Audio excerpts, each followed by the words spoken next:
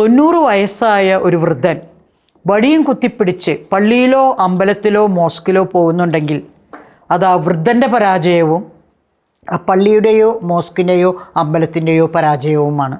അവർ തോറ്റുപോയി. കാരണം ഈ 90 വയസ്സായിട്ടും ഈ വൃദ്ധൻ മനസ്സിലാക്കിയില്ല, എൻ്റെ ഉള്ളിൽ തന്നെയാണ് ഈ ദൈവം. ഒരു പ്രത്യേക സ്ഥലത്ത് പോണ്ട, ഒരു പ്രത്യേക പ്രാർത്ഥന നടത്തണ്ട, എൻ്റെ ഉള്ളിലുണ്ട്, അല്ലെങ്കിൽ ഈ പ്രപഞ്ചത്തിൽ മുഴുവനും ഉണ്ട്. അതിന് വടിയും കുത്തിപ്പിടിച്ച് പള്ളിയിൽ പോകേണ്ട കാര്യമില്ല. പള്ളിക്കാർ വാഴ്ത്തിപ്പുകഴ്ത്തും, 90 വയസ്സുള്ള വൃദ്ധൻ വടിയും കുത്തിപ്പിടിച്ച് വരണ കണ്ടില്ലേ. പക്ഷേ നിങ്ങൾ പറഞ്ഞു കൊടുക്കേണ്ടത് ആ വൃദ്ധനോട്, നിങ്ങളുടെ ഉള്ളിലുണ്ട് ഈ ശക്തി, ഈ ദൈവം.